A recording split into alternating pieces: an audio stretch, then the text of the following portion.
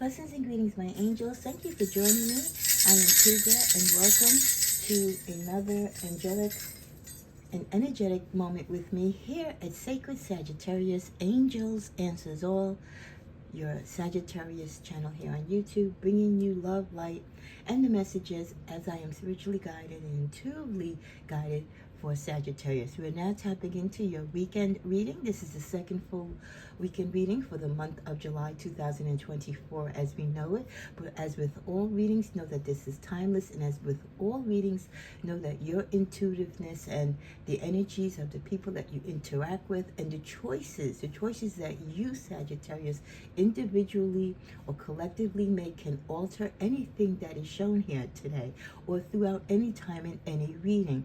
This is just like a script or a guideline or path as to what may happen or what could occur if everything stays in the same direction and course as it is. Of course, if someone throws a wrench into it or someone, veers more to the left or more to the right, it can alter it. So always have an open mind and know that things can change and fluctuate for us collectively as well as individually. Okay, let's first start with the tarot, and then we'll tap into some clarifiers. I didn't get any general spiritual message. Let me just see if I can hear one intuitively.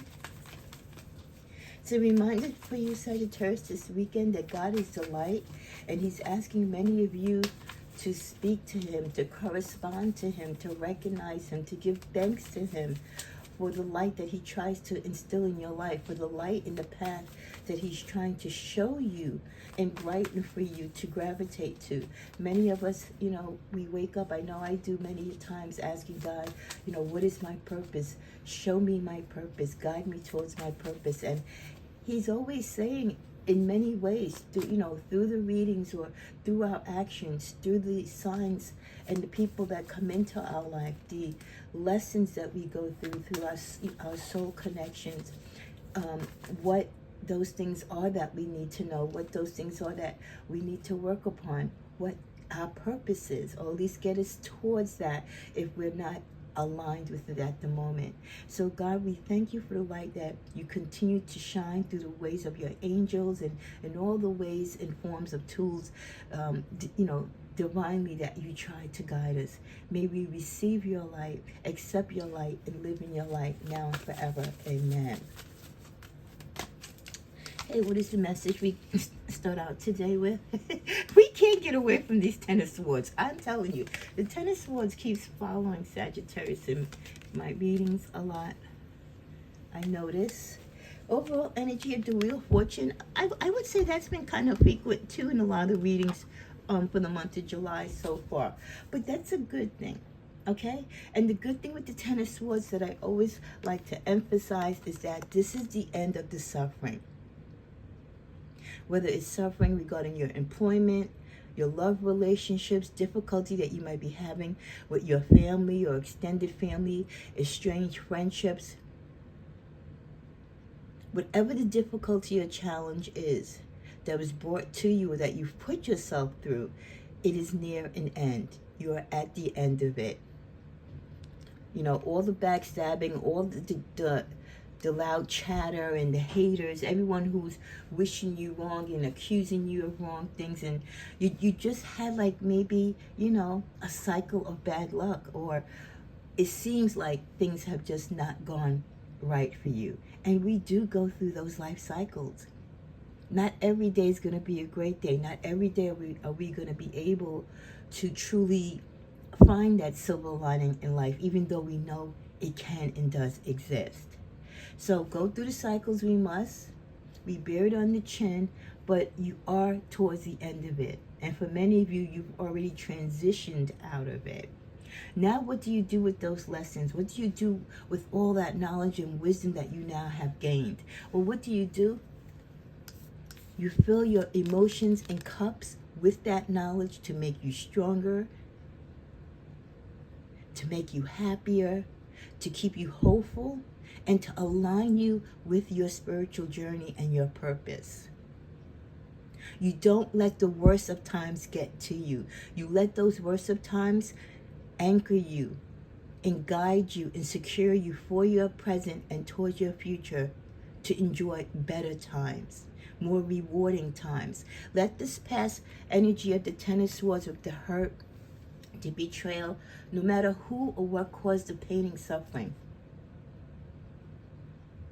let it be the energy of the past, but also embrace what you will not allow it and what you will learn from it to not disturb your center, to not disturb your foundation, to not take away from everything that you have physically and emotionally worked so hard for during the course of your journey.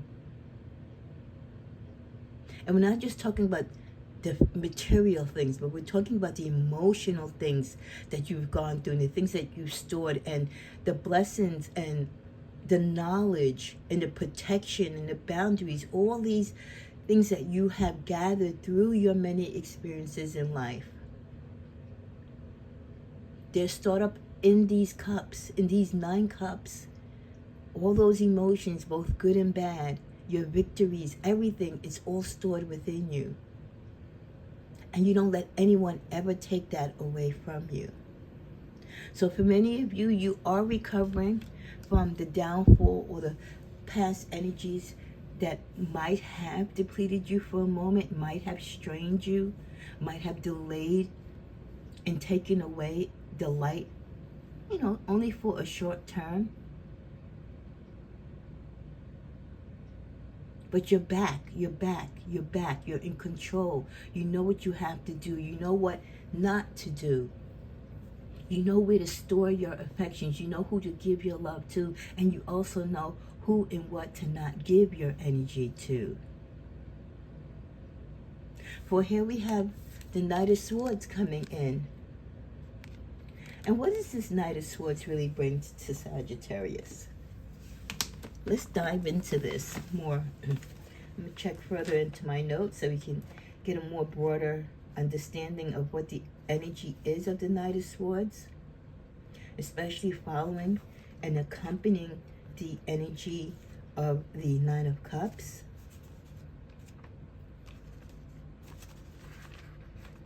So the Knight of Swords, as with all messengers, we know, I'm thinking of pages, with knights. This is not so much a youthful energy as it's more like, in your mid-range energy, like in your 30s, 40s type of energy, I would say. And this is someone that could be coming in your life with determination, with a sense of pride, loyalty, and conviction. Or this could be the energy coming towards you, within you, that through your pain and strife, and now that you've restored your emotions, now that you've restored yourself back, that you're full of action, you're full of fire, you're ready again to take on life and to take on your destiny. You're more assertive and more faster than ever. You're on it. You're thinking intelligently, you're tapping into your emotions, but in a good way where it works for you and not against you. You're paying true attention to the truths in your life and the truths that you recognize that exist in the people that you deal with. You're not taking for granted and you're not living life through rose-colored glasses. You're really, truly seeing people for who and what they are, and you will act and live your relationships and deal with them on that basis. So you're not going to pretend that your friend doesn't have an addiction problem, or that your friend is, is phony, or that your friend is jealous of you. Whatever the energies are of the people around you, family, friends, foes, you're going to accept it and stop trying to sugarcoat it and make excuses for them. So this could be the energy that's coming towards you, or the energy that's coming towards you in the form of a person, but also it could be the energy coming towards you as you gravitate and you secure more stability in your life. And then with the Wheel of Fortune,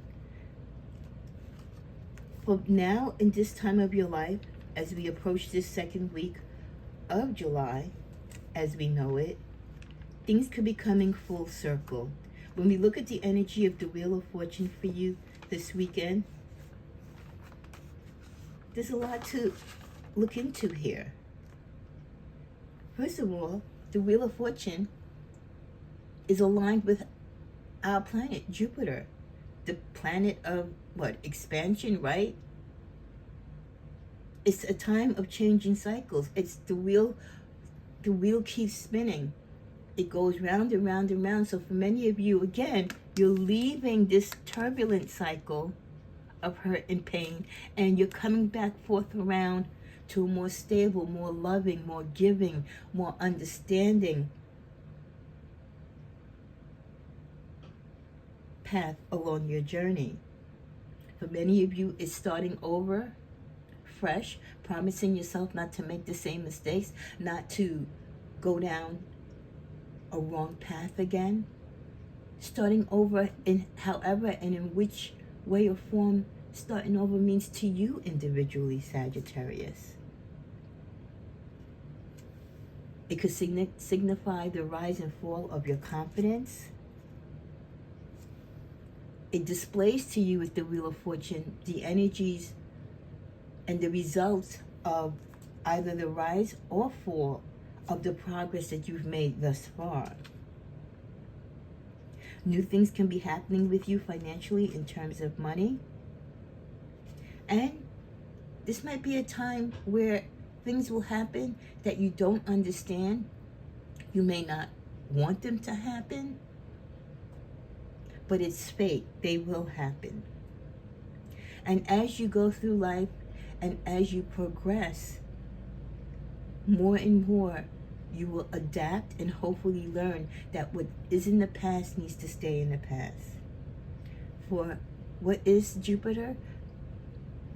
The planet of expansion. This is your time to expand. This is the energy for you to grow, not to hold on to things that kept you small-minded or kept you from manifesting. This is a time to expand and to grow and to learn and to manifest. Don't take anything or anyone that you've met or come through or experienced so far, because remember, there for the grace of God go any of us, right? You could be at the top and find your way on the bottom, and then you could be on the bottom back on top. These changes that you're going through in these coming weeks or over the course of this weekend, again, can tap into your home life, your work, your relationship, or even your lifestyle. And your good luck and success, again, can fluctuate for each Sagittarius based upon where you are in the spectrum of your journey at this time.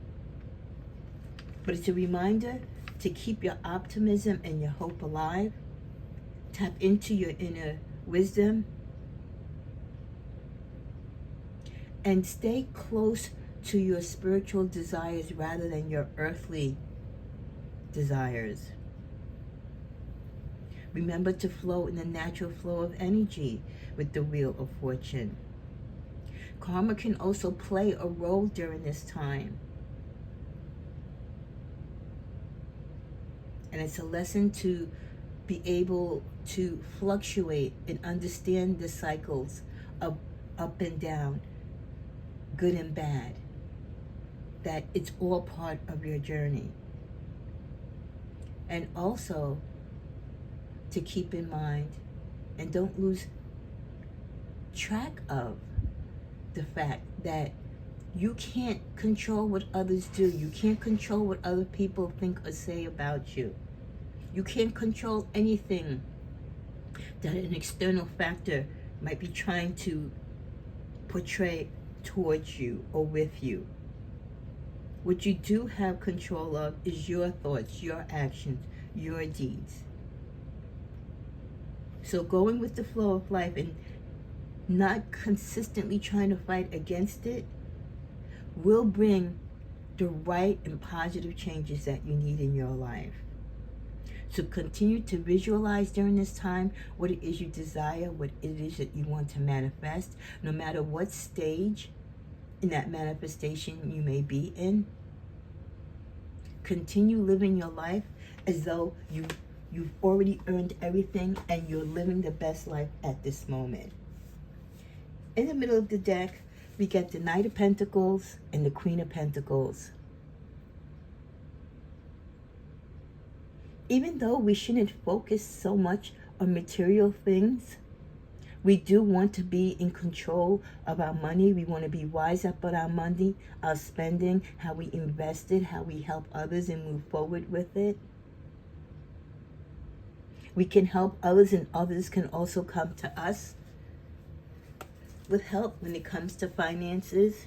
It also shows that not all of you are going to be necessarily in the same position financially. Some of you might be a little bit more off than others. A lot of you might have 401ks where some of you don't even have a bank account, or you don't believe in bank accounts. You want to save your money at home. As we go forth, to inspire you, the universe wants you to remember that low self-esteem can be like you being a passenger in a car driving behind the wheel, but you've always got your foot on the brake. That's what a low self-esteem is like. So why not try today to work on your low self-esteem, or when you feel at the times that you have a low self-esteem, by writing down what makes you feel this way, what lowers your vibration, and what can you do to erase it or to work on it so it doesn't affect you. We also get the message that you should need to reflect this weekend on relaxing. For the time to relax and the time that you need relaxation the most is actually when you don't have it. Force yourself to take that break. Another repetitive message that we got so far this month in July from the readings that I posted earlier during this week about that need for meditation, that need for solace and solitude, that need to unplug and unwind, to recollect yourself, reconnect, to purge. It's never the right time to relax. We've always got something to do, but relax you must.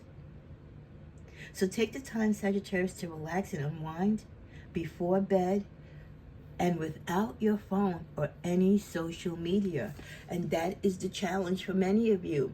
I go out and I see people, they're out to dinner with their families or their loved ones, and everyone's on their cell phone. No one is engaging. No one's locking in and talking. I love having a cell phone, and it has so much,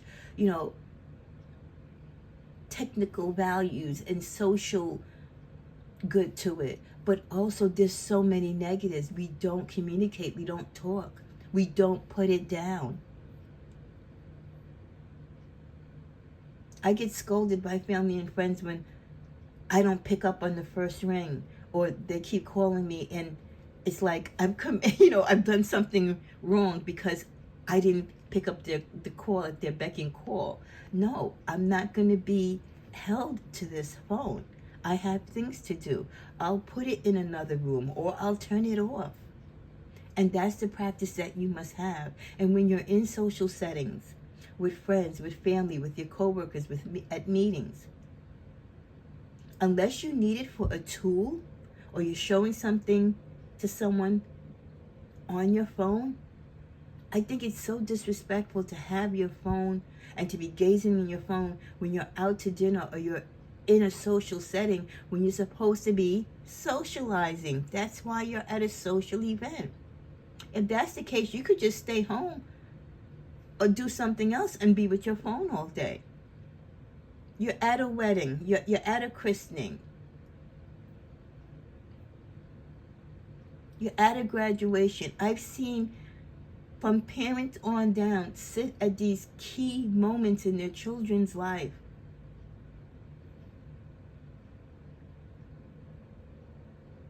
And instead of focusing on their child and enjoying and embracing the moment, they're looking on their cell phone. And what are they looking at on their cell phone? They're looking at people posting or talking about their life and their experiences, and you are in a mega moment that you should be embracing and that you've been blessed to be here physically to experience. And you're wasting your time tapping in on your cell phone, experiencing about someone else's experience that has probably already passed. We've got to set priorities here when it comes to our gadgets and how we use them and when we use them. We've got to get back to thinking when we're with people in public or when we're at celebrations or somewhere where we're supposed to be gathering and talking and communicating, that's what we need to do. It's not going to hurt you to put your phone away for an hour, 2 or 3. You have voicemail. You have text message. You have everything. You are not going to lose contact with whatever it is that you need to be contacted about. You're going to find out about it when you get back to your phone. When you have time to actually answer the message and respond. And you're not in a setting where other people around you where they can hear you. And you can fully talk in private and handle your business. It's just too much TMI. It's too much information when we're exchanging and talking on our phones and carrying on in public and in settings when we're, again, supposed to be enjoying personal time with people that we love. Or we're supposed to be paying attention to the chalkboard or to the tutor or to the presenter or to the road, right, driving. How scary it is, how many people. I would say probably more than 80% of people drive without paying attention because they're so stuck to their cell phone. Do you know what that can cause? Are you serious? Is it worth it? So let's get back, the universe is saying, to being responsible, number 1, and number 2, connecting with each other, taking that time to relax. And when you can relax, relaxation just doesn't mean putting up your feet and watching a good movie. You can relax in a dinner setting. You can relax just sitting on your couch talking to your family or friends. As long as you're not working, you're not checking your texts, and you're engaged in the activity with the people or persons that you're with, that's relaxation. As long as you're not arguing or anything negative, that's relaxation too. Because you're not plugging into your job, you're not plugging into your phone, you're not plugging into anything that's requiring you to work. So let's kind of go back to old school when we didn't have cell phones, we didn't have pagers. We had the rotary dial phones. If you wanted to make a call, you had to get up and go and make a call. Let's get back to when you see a person on the train or bus, you engage in conversation. Let's look at each other's eyes. Let's be aware of our surroundings and the people and their energies. You're not tapped in if you're so into your phone. And these phones, trust me, they play a great role why a lot of people are high-strung, they're not attentive, they're not focused. Because again, they're drawn into other people's drama. They get caught into moments, whether it's a good moment or a bad moment being shown to them on the phone. They can react to it. It can be a moment of disturbing their flow and energy. It could remind them of something that wasn't a comfortable feeling. So let's fully detox, let's fully relax, and let's fully live in the moment. We also get for this weekend, immature emotions. Be careful of yourself and especially others who do operate from a low vibration. Many of us have friends and family. It doesn't matter how nice you are to them or how much you do for them. They're still never going to be pleasant. They're immature. They're not tapped into their emotions. Don't let that affect you. But understand and know that that is who they are. And you have to act and deal with them accordingly. But never lower your vibration to meet theirs. With harvest, Sometimes when you have family and friends that really are so negative and toxic, they do draw from your energy. They want to harvest from everything that you have planted in your life that is good and cause confusion. So be careful of people in your life this weekend, or people that you meet that are very immature, lackadaisical, not responsible, negative, toxic, who are just around, and they put themselves around the right people in the right places so that they can take, so they can use. They don't want to do the hard work. They want to go the easy route and take from what you already have, what you've already earned, what you've already learned. They want to cause confusion not only in their own life, but in other people's life, because they just don't know how to do good. They just don't know how to be right. At the bottom of the deck, we get this children involved. You could have children that have this type of behavior. And if they do, it's good to kind of nip it in the bud when they're young. And if you have children that are so immature that they don't receive the blessings and understand the blessings that you're trying to bring into their life, introducing them to the internet, the cell phone, might cause more confusion in your house and for your children and your relationship than you're really ready to deal with.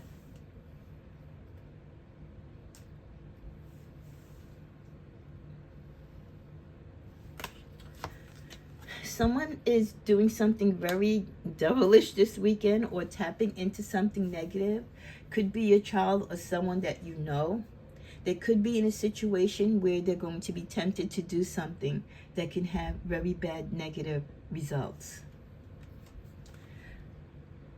Patience is not something that we as Sagittarius love to embrace, but it is something that we need to understand. And someone around you this weekend, this person who is kind of going to give into their temptation. It can also be a temptation to an addiction. They've lost patience with the process, or they've lost patience waiting for something. I feel like they want a material thing, and they've lost the patience waiting to get it in divine time. And why? Because of procrastination. This could pertain to your children or young adults in your family. I don't think so much is about your partner. I feel more so, let's go to the bottom of the deck, that it's the energy, telepathy. Let's see, let's cross telepathy. What's in the middle? Peace.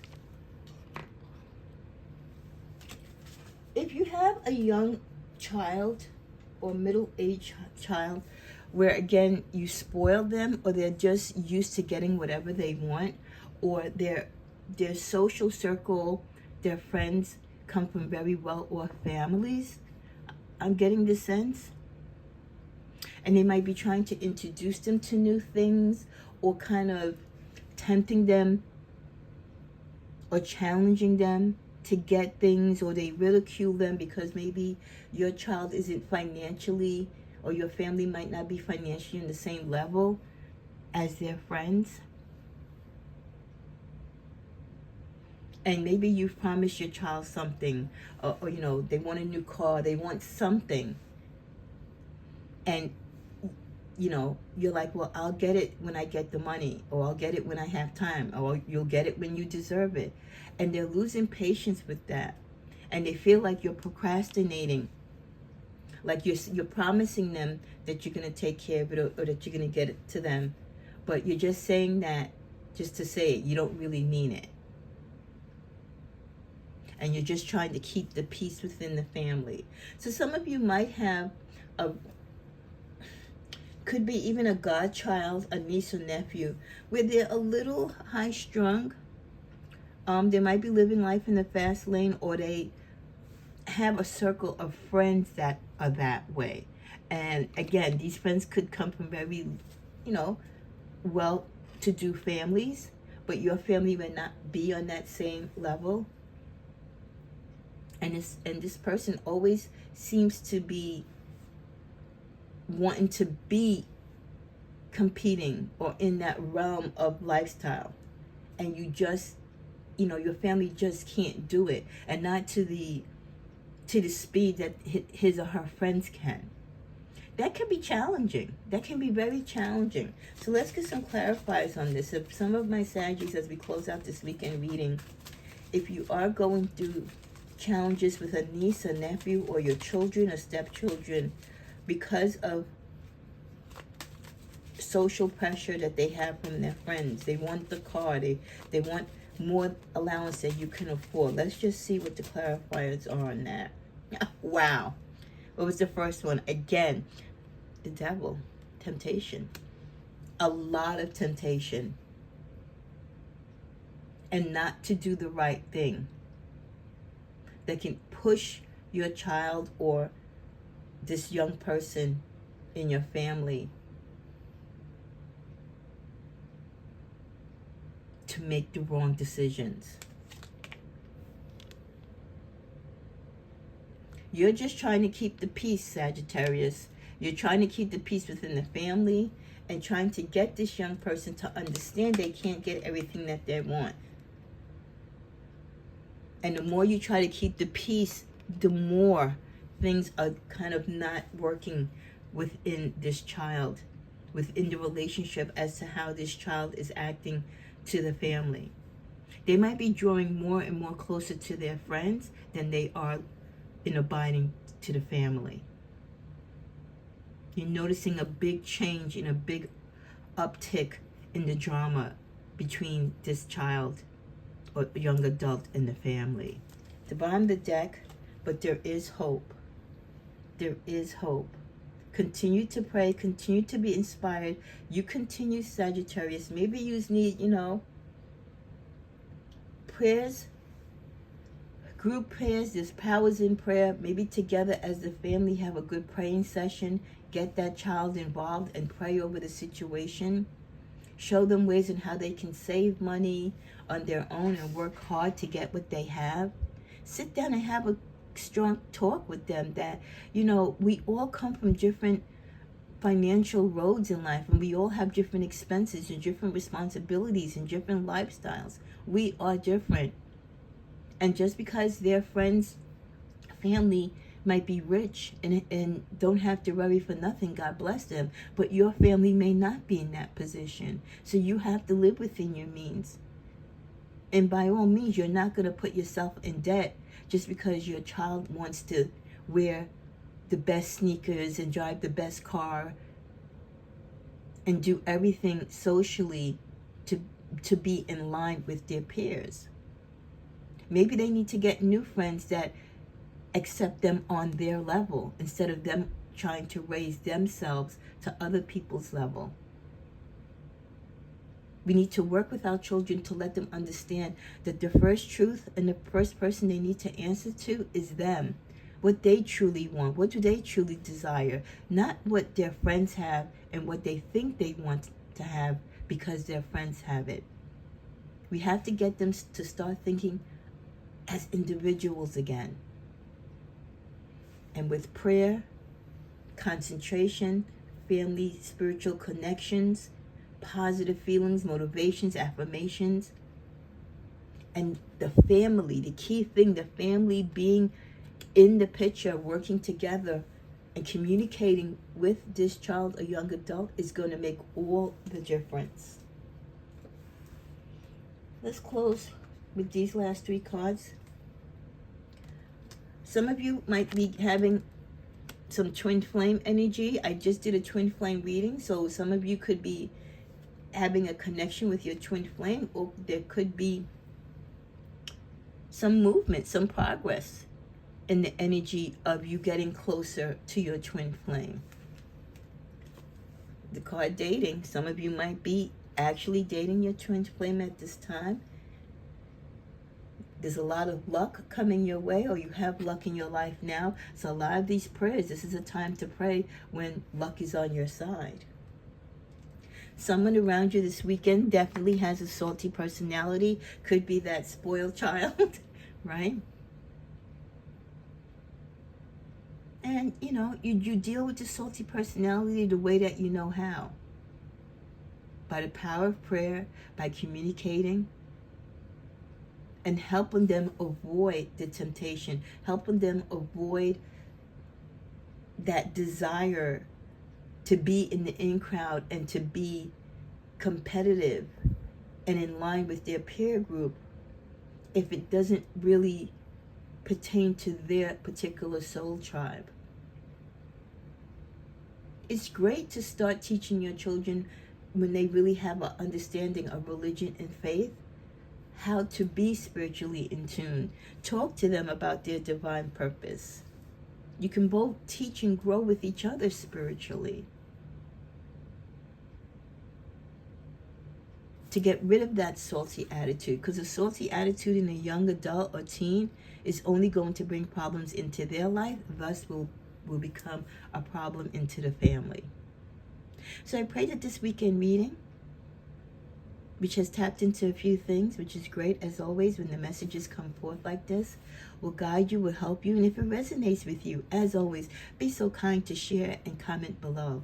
May you have a blessed weekend and live in God's light always. Namaste.